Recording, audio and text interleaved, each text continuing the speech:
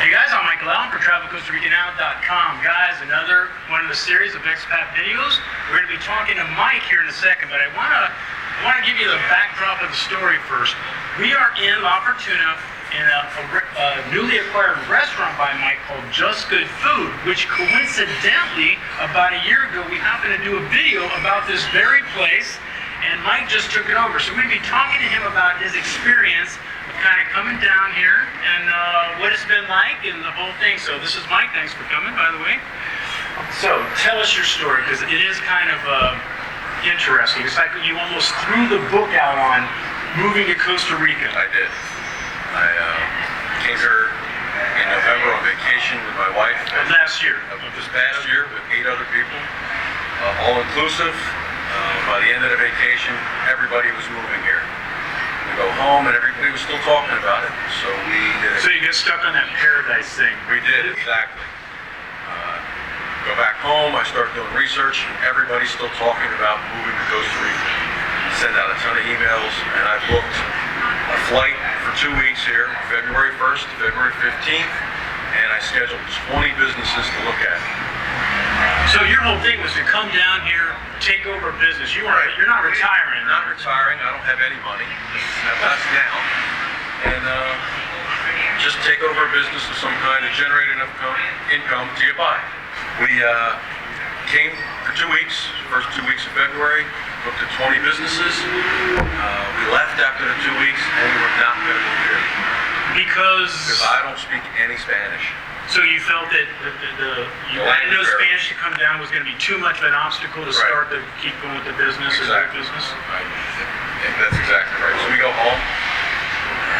I hated my job in the Carpenters Union in Atlantic City, New Jersey. I hope you guys are watching. If you want to give a shout out to those. Walked into work one day, just had enough of the union stuff, and quit. Made a plane reservation on my way home. So prior though, you weren't thinking about moving down here. You just kind of like on the fly. I made a plane reservation for me and my 21-year-old son on my ride home from work. And still, while I was going home, I called my wife and said, "Hi, honey. I just quit my job and I'm moving to Costa Rica in 3 days." She was fine with it. She didn't care. The backstory. She knows you, right? She knows me. She knows we'll be fine. Backstory is I have a 15-year-old daughter still in high school who doesn't want to come here. But my wife does. And hopefully soon I'm going to try to talk the daughter into getting here. Okay, so you just all of a sudden quit your job, came down here, but how did you get here? This was one of the 20 businesses I looked at, which I thought I could do by myself. I didn't need anybody. Had you run a restaurant before? I had run a restaurant in the early 90s on the boardwalk in Atlantic City. It was very dependent on the weather there. If it rains the summer, you lose. So it's still touristy. Very touristy. So I know the tourist business and how that works in the restaurant business. Not too much of an obstacle. Now just to go back a little bit, have you gone to other countries where you just kind of, you guys all came down here? Was there other countries considered? Is that why Costa Rica? No, we never considered moving to another country. But we've been to a ton of countries. We go on vacation a couple times a year, and always somewhere different. We just, the people here are extremely nice. Extremely nice. So I'm trying to get the thing where you said, well, we don't know enough Spanish to go down there, but you got so mad, or not mad, but upset with that you said, I don't care, we're going down there anyway, and make it work? Make it work. That's what I thought then. If I knew then what I know now, I don't think I would have come here. Not just here, I would have done more research on the government and running a business here. So since coming, you came down here and you obviously ended up buying this place. I bought this place. What happened? I mean, what were some of the things that you weren't ready for?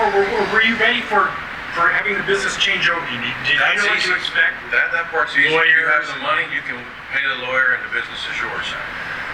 But there's a lot of other government red tape that you actually have to go through that I thought the United States was bad with that. This country is worse with it. So a lot of bureaucracy, a lot of bureaucracy. Hoop jumping. If you could come down here and run a business without having any local employees, it would be great. Most people complain about, I think what you're saying is kind of the process of doing it. It's this long, drawn out process to get things going.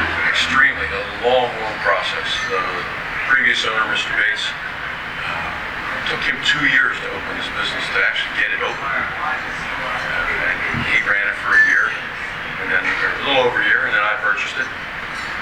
So what surprised you the most? What totally, you were like, wow, man, I did not know that. I did all this research, but I didn't know that. The socialized part of the medical care and what you actually have to pay per employee. Employees have more rights than an owner. They actually start owning your business the longer they work for you. You just go into that just a little bit. You don't have to do it specific, but For every year they work with you, they actually start owning your assets. The longer they work with you, the more assets they own. And eventually they own your company. In a sense? In a sense. No, literally, they own your company.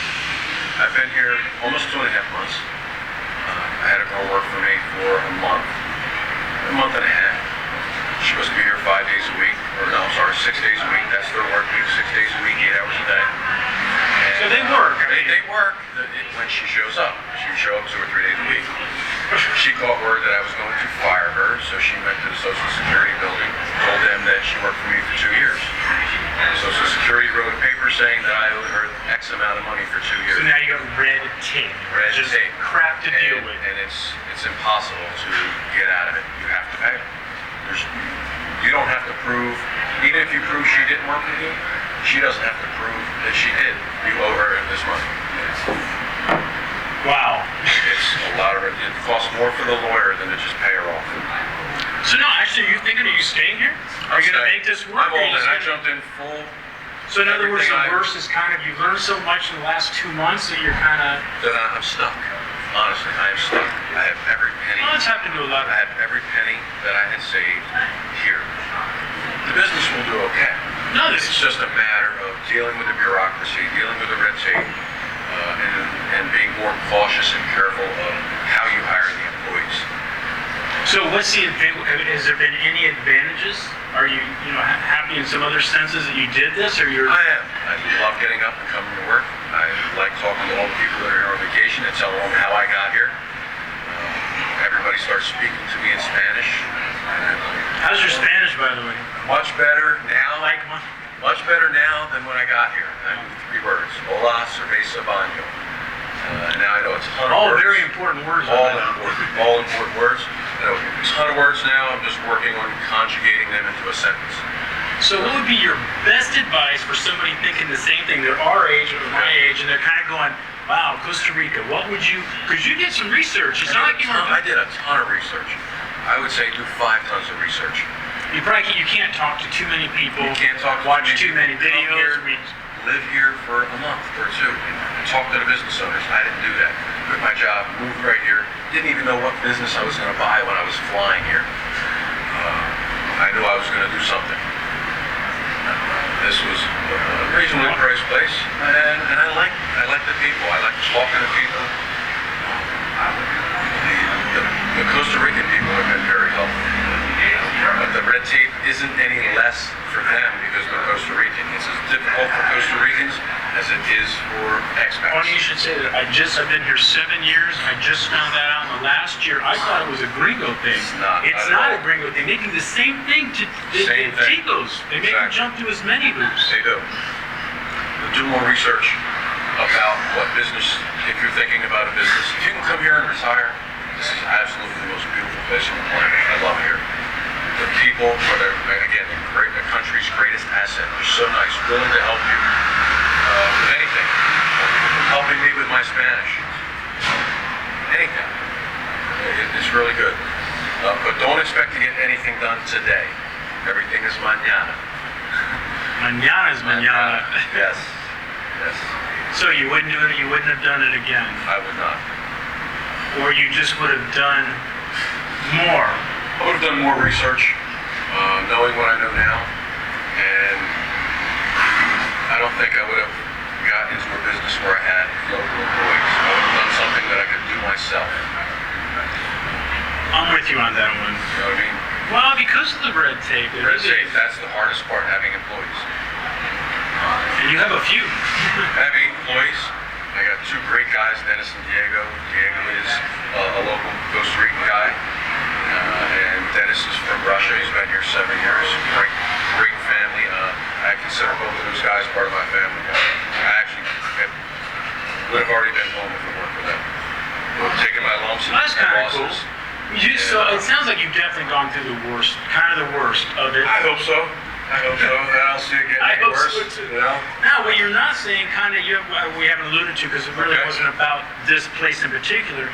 But this place is still, I mean, it's kind of getting on the map a little bit. Just good food. This place is actually, if you're in Fortuna, cheap eats, like the little plug. Right? So, I'll right? take them all.